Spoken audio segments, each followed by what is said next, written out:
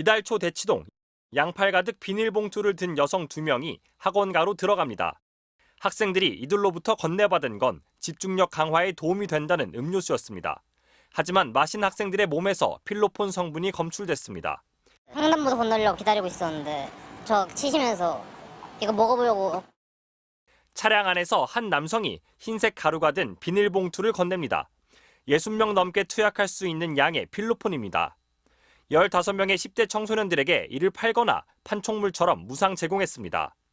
악소리 나게 강하게 처벌할 겁니다. 값싼 마약을 한번 해볼까 하는 호기심을 가진 분들이 이러면 안 되겠구나 하는 메시지를. 검찰이 이처럼 청소년들을 대상으로 한 마약 범죄에 강력 대응하기로 했습니다.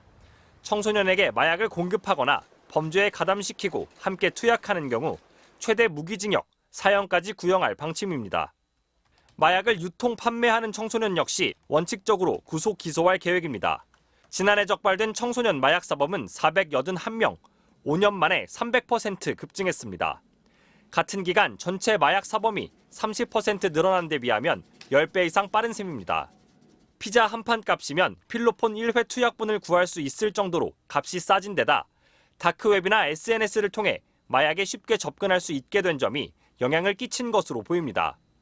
검찰은 친구의 영향 등으로 단순히 투약만 한 경우에는 조건부 기소 유예를 통해 치료나 재활 기회를 확대하겠다고 밝혔습니다. MBC 뉴스 정상빈입니다. 우리 일상으로 파고든 마약 범죄, 갈수록 거래와 유통이 쉬워지면서 10대 청소년들의 마약 범죄도 늘고 있습니다.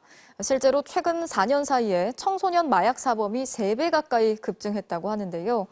경찰이 마약 사범 130여 명을 붙잡았는데 이 중에 미성년자가 15명이나 포함돼 있었습니다.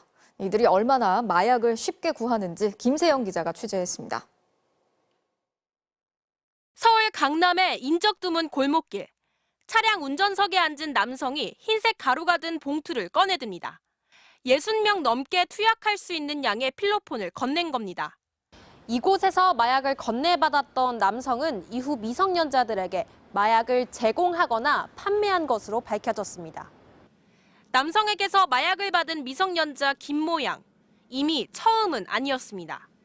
16살이었던 2년 전 친구에게서 필로폰 투약을 제안받았습니다. 이때만 해도 호기심일 뿐이었지만 얼마 지나지 않아 중독 증세를 보였습니다. 친구를 통해 투약을 지속하다 결국 어른들과도 연결됐습니다. 페이스북에서 알게 된 성인 마약 사범들과 만나 필로폰을 2달간 여러 차례 투약했습니다. 경찰은 김 양에게 마약을 건넨 사람을 추적하는 과정에서 131명을 검거했습니다. 이들 중 마약을 받아 투약한 미성년자가 15명입니다. SNS 랜덤 채팅 앱을 통해 알게 된 성인 마약 사범 또는 평소 친하게 지내던 학교, 동네 친구들을 통해서 처음 필로폰을 접하였고 호기심으로 필로폰을 접하였으나 이후 중독으로. 태국에서 마약을 들여온 판매책들은 주로 비대면으로 거래했지만 미성년자들과는 직접 만났던 것으로 드러났습니다. 돈을 주고 하는 거래가 아니라 일종의 영업활동처럼 공짜 마약을 나눠주기도 했던 겁니다. 판매도 있고 무상 제공도 있습니다. 반복하게 되면 혼자 은밀히 투약하는 것보다는 이제 다른 사람들 앞에서도 이제 투약하게 되고. 미성년자에게 마약류를 공급 또는 투약하면 무기 또는 5년 이상의 징역형을 받습니다. 이번에 경찰이 구속 송치한 마약 사범 19명 중 상습 투약과 판매 혐의를 받는 미성년자도 1명 포함됐습니다. 경찰은 실수라도 마약류를 접했다면 숨기지 말고 경찰이나 한국마약퇴치운동본부에 적극 알려 전문적인 도움을 받아야 한다고 당부했습니다. MBC 뉴스 김세영입니다. 네, 이번 마약 음료 사건을 보면 마약이 우리의 평범한 일상에 깊이 파고들고 있다는 불안을 지울 수가 없습니다. 얼마나 쉽게 마약을 구할 수 있길래 불특정 다수를 상대로 이런 범죄를 저지를 수 있을까 의구심이 드는 거죠. 우리 일상에 파고든 마약 거래, 그 실태를 김정우 기자가 취재했습니다. 검거된 피의자들은 마약 음료를 퀵서비스로 전달받았다고 진술했습니다. 그리고 이 음료는 대낮에 도심 한복판에서 피해 학생들에게 전달이 됐습니다. 마약을 구하기도 전달도 쉬운 겁니다. 마약이 얼마나 손쉽게 거래되는지 마약 관련 텔레그램 방에 들어가 봤습니다. 대화방 안에는 1,000명이 넘는 사람들의 거래 내역들이 올라오고 있습니다. 판매자는 전국 어디든 판매 가능, 거래 방법과 단속 피하는 방법 게시글을 올리고, 구매자는 빌라 안에 소화전이나 소화기 뒤편에 붙어있는 마약을 잘 받았다며 인증사진을 올립니다. 마약은 풍선이나 마트 전단지 속에 숨겨서도 전달됩니다.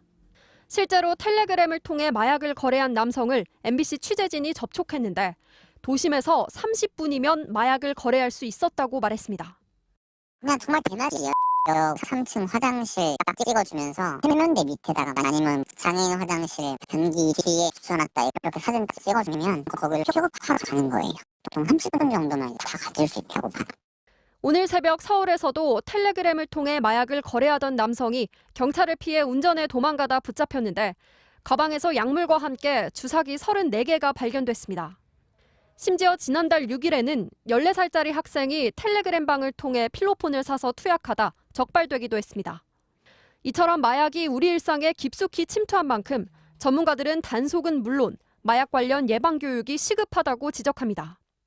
은밀하게 거래하는 그 사이버 범죄라든지 이런 것들을 많이 차단해야 되고 예방 교육이나 마약의 위험성들을 많이 알려서 본인은 물론 사회에도 해를 미치고 해서는 안 된다는 교육이 파급되어야 된다고 생각합니다. 오늘 검찰은 39만 명이 투약할 수 있는 마약을 밀수해 유통시킨 일당 29명을 검거했는데 배달책 가운데는 10대 청소년 4명도 포함된 것으로 확인됐습니다. MBC 뉴스 김정우입니다.